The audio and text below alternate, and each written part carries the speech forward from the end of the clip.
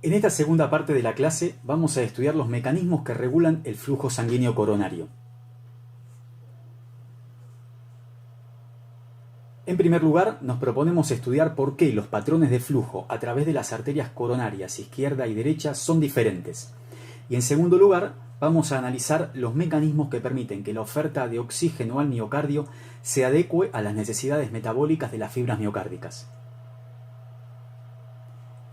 Debido a la enorme actividad contráctil que realiza el corazón para poder ejercer su función de bomba, el tejido miocárdico tiene una actividad metabólica muy elevada, por lo que requiere enormes cantidades de ATP.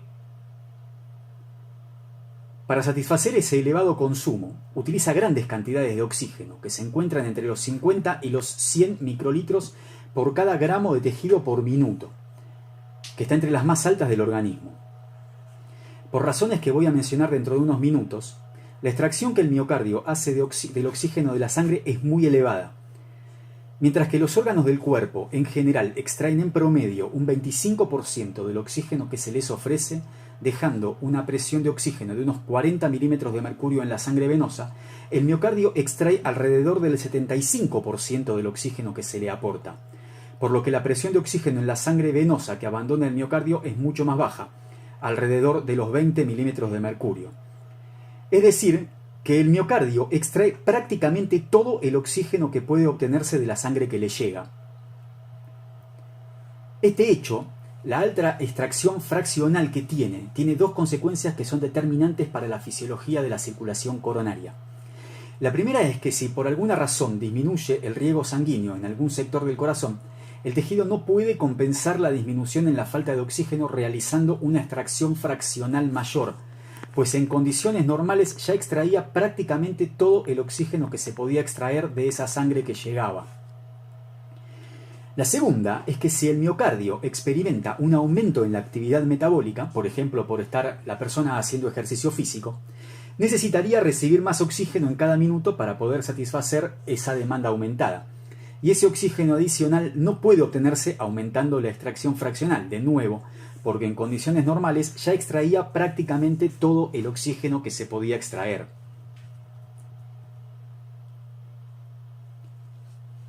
Las arterias coronarias se originan en el interior de los senos de Valsalva. Voy a usar una descripción general muy básica, la que está descrita como la forma más común en los textos de anatomía. La arteria coronaria izquierda sale del seno posterior izquierdo y la coronaria derecha sale del seno anterior.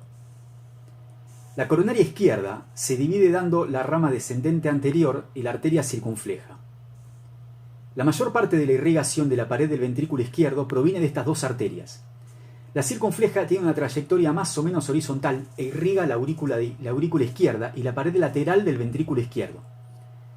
La descendente anterior es más o menos vertical y proporciona el flujo para la pared anterior del ventrículo derecho, la porción anterior del tabique interventricular y una parte del sistema de conducción, la porción anterior de la rama izquierda de las de His y la porción media de la rama derecha.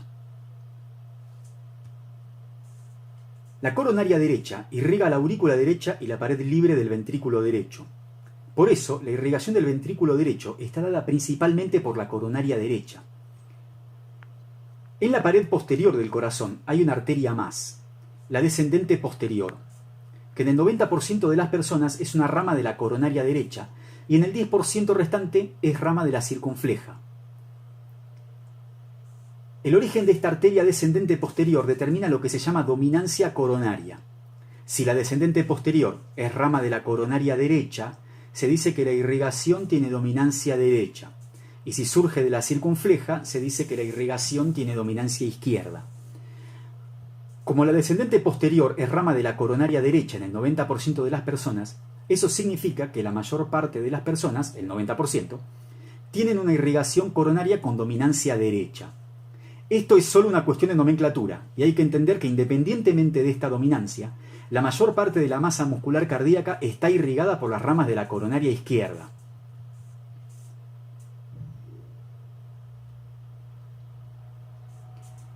Al igual que para el resto de los tejidos, el riego sanguíneo coronario depende de una variedad de factores y puede describirse de forma bastante aproximada mediante la ley de Poiseuille, y aplicada al flujo sanguíneo coronario, resulta que ese flujo está dado por la presión de perfusión y la resistencia vascular del árbol coronario. A su vez, esta resistencia está determinada por la viscosidad de la sangre que circula y por la longitud y el radio de los vasos. De estos factores, la longitud de los vasos puede considerarse bastante constante, mientras que los otros dos pueden variar. En particular, la viscosidad sanguínea depende de la composición de la sangre, por ejemplo del hematocrito. Cuanto mayor es el hematocrito, mayor es la viscosidad, y de la dieta de la persona. Por ejemplo, una sangre con un alto contenido lipídico es más viscosa que una sangre con menor contenido de lípidos. Sin embargo, el factor que es regulable y puede cambiar rápidamente es el radio de los vasos, que cambia mediante vasodilatación y vasoconstricción. Así que el radio de los vasos depende de la influencia de factores miogénicos, metabólicos, endoteliales, neurales y humorales. Pero además de estos factores reguladores, el flujo sanguíneo coronario está condicionado por las presiones que ejercen fuerzas exteriores sobre los vasos. Como sucede en todos los vasos, la presión sanguínea está ejercida desde dentro, y entonces está dada por una fuerza que expande los vasos. En varios lechos vasculares, los vasos están sometidos también a fuerzas compresivas que se aplican desde afuera, como sucede por ejemplo con la presión intracraneana en el caso de la circulación cerebral. Los vasos coronarios también están sometidos a fuerzas compresivas exteriores aplicadas por el propio tejido miocárdico a través del cual están pasando los vasos. La diferencia que hay entre la presión que hay dentro del vaso, o sea la presión sanguínea, y la presión aplicada desde fuera, o sea la presión ejercida por el músculo cardíaco que se contrae, se llama presión transmural o presión de perfusión. Por la existencia de esas fuerzas compresivas, y como la pared del ventrículo izquierdo ejerce una fuerza mecánica mucho mayor que la del ventrículo derecho, el flujo sanguíneo a través de la arteria coronaria izquierda sigue un patrón diferente que el flujo a través de la coronaria derecha. En este gráfico se muestra la curva de presión aórtica a través del tiempo, y en estos otros dos se ven las curvas de flujo sanguíneo a través de la arteria coronaria izquierda y a través de la coronaria derecha. Cuando se mide el flujo sanguíneo a través de la arteria coronaria derecha, puede verse que reproduce bastante fielmente la forma que tiene la curva de presión aórtica. Y esto se debe a que la resistencia a través de estos vasos es aproximadamente constante y la fuerza impulsora para el flujo a través de la coronaria derecha es la presión arterial, de modo que a mayor fuerza impulsora, mayor flujo sanguíneo. Pero cuando se mide el flujo en la arteria coronaria izquierda, se ve que las cosas no suceden igual que en la derecha. Poco antes de la apertura de la válvula aórtica, es decir, durante la contracción isovolumétrica, el flujo coronario izquierdo cae abruptamente. Y esto se debe a la enorme fuerza que ejerce el miocardio del ventrículo izquierdo que rodea a los vasos que penetran en la pared, que son ramas de la coronaria izquierda, de modo que la presión con que los vasos son comprimidos supera a la presión que existe dentro de ellos, y esos vasos colapsan, por lo que la sangre no puede fluir a través de ellos.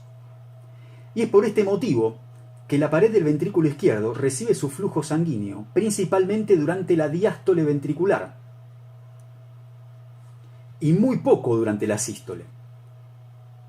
Y por eso se dice que el flujo a través de la coronaria izquierda es fásico, mientras que el flujo a través de la coronaria derecha es más continuo. Entonces, el patrón de flujo sanguíneo a través de la arteria coronaria izquierda se debe fundamentalmente a la presión transmural que causa el colapso de los vasos durante la sístole ventricular. La irrigación de la pared se produce desde el lado epicárdico. Las ramas de las arterias penetran en la pared ventricular y desembocan en el plexo subendocárdico. Las fuerzas generadas por la pared ventricular izquierda durante la contracción son tan grandes que superan a la presión arterial, por lo que los vasos que quedan abiertos durante la diástole colapsan durante la sístole y la sangre no puede fluir a través de ellos. Noten que esto solo sucede en la pared del ventrículo izquierdo, pero no sucede igual en la pared del ventrículo derecho. Los vasos que penetran en la pared del ventrículo derecho están expandidos desde dentro por la presión aórtica y están comprimidos desde fuera por las fuerzas generadas por la pared del ventrículo derecho, que no son tan grandes como la del ventrículo izquierdo. y por eso los vasos de la pared ventricular derecha no colapsan, y entonces la sangre fluye sin interrupción, con un flujo que depende bastante estrictamente de la presión aórtica. Este es el motivo por el cual la pared del ventrículo izquierdo se irriga principalmente durante la diástole. Por eso, como al aumentar la frecuencia cardíaca, la duración del ciclo cardíaco sea corta, pero la diástole se acorta mucho más que la sístole, las situaciones en las cuales la frecuencia cardíaca aumenta mucho pueden comprometer el flujo sanguíneo hacia la pared del ventrículo izquierdo. De acuerdo con la ley de Poiseuille aplicada a la circulación coronaria, un aumento de la presión de perfusión debería producir un aumento lineal del flujo sanguíneo coronario. En este gráfico se representa el flujo sanguíneo que atraviesa las coronarias para diferentes valores de presión arterial. Puede verse que a través de un amplio rango de presión arterial, un aumento de la presión no se acompaña de un aumento en el flujo, y esto se debe a que el aumento de la presión sanguínea dispara una respuesta en las paredes de los vasos que genera una vasoconstricción, con lo cual aumenta la resistencia. Es decir, que si aumenta la presión arterial, se produce un aumento de la resistencia vascular. Como la presión y la resistencia aumentan juntas, el flujo se mantiene constante a pesar de que la presión había cambiado. Lo opuesto ocurre si se reduce la presión arterial. La respuesta es de vasodilatación, de modo que la resistencia disminuye. Como la presión y la resistencia disminuyen juntas, entonces el flujo se mantiene constante a pesar del descenso de la presión de perfusión. Esta respuesta involucra al calcio en el músculo liso vascular y se denomina mecanismo miogénico, que es el responsable de lo que se conoce en muchos lechos vasculares como autorregulación. La autorregulación entonces define la capacidad de un lecho vascular para mantener constante el flujo a pesar de los cambios de la presión arterial, y el mecanismo responsable de esa respuesta es el miogénico. Pero además de la regulación por mecanismo miogénico, el flujo sanguíneo coronario está fuertemente regulado por la actividad metabólica. Cuando aumenta la actividad metabólica miocárdica, el músculo cardíaco debe generar más ATP para sostener la actividad mecánica y por lo tanto consume más oxígeno. La acumulación de metabolitos derivados de esa actividad metabólica provoca vasodilatación y por lo tanto disminuyen la resistencia y aumentan el flujo sanguíneo coronario. Este gráfico relaciona la actividad metabólica del miocardio en las abscisas con el flujo sanguíneo coronario en las ordenadas. El gráfico indica que hay una correlación entre ambas, de modo que cuando aumenta la actividad metabólica, aumenta el flujo sanguíneo coronario. Del mismo modo, cuando la sangre arterial tiene un contenido de oxígeno disminuido, se produce hipoxia en el tejido miocárdico, y esa hipoxia se acompaña de vasodilatación, tanto si la hipoxia es de causa anémica, lo que disminuye el contenido arterial de oxígeno debido a una disminución en la concentración de hemoglobina en sangre, como si es hipoxémica, causada por una disminución en la presión de oxígeno en sangre arterial, lo que disminuye el contenido arterial de oxígeno porque cae la saturación. Este gráfico relaciona el contenido de oxígeno en sangre arterial en las abscisas con el flujo sanguíneo a través de las coronarias en las ordenadas. Vemos que a medida que disminuye el contenido de oxígeno en sangre arterial, aumenta el flujo sanguíneo coronario. Es decir, que el flujo sanguíneo coronario se ajusta a los requerimientos metabólicos del músculo cardíaco, y en este ajuste participan un gran número de sustancias. Aunque aún no tenemos una respuesta completa para el modo en el que se produce la regulación metabólica del flujo sanguíneo coronario, se demostró que en diferentes condiciones fisiológicas y patológicas en esta regulación tienen participación el oxígeno, el dióxido de carbono, el potasio, las especies reactivas del oxígeno y la adenosina, pero en este momento la hipótesis más aceptada es que el riego sanguíneo coronario está principalmente determinado por los nucleótidos de adenina. De acuerdo con esta hipótesis, cuando los glóbulos rojos se encuentran en un ambiente con una presión de oxígeno baja, los eritrocitos liberan ATP. El ATP es hidrolizado a ADP y AMP, que se unen a receptores purinérgicos. La señal generada se propaga mediante uniones gap a través de las células endoteliales y el endotelio libera óxido nítrico, lo que provoca una reacción vasodilatadora que aumenta el flujo sanguíneo hacia los sitios que tienen mayor actividad metabólica. Dos son entonces los aspectos importantes que deseamos remarcar en esta clase.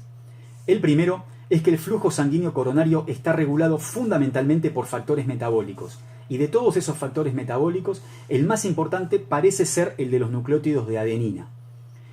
El segundo aspecto importante es que debido a las fuerzas compresivas que ejerce la pared ventricular, los vasos que se internan en la pared del ventrículo izquierdo resultan colapsados durante una parte del ciclo cardíaco. Esto causa que el flujo a través de la coronaria izquierda sea fásico y que la pared del ventrículo izquierdo reciba flujo sanguíneo principalmente durante la diástole.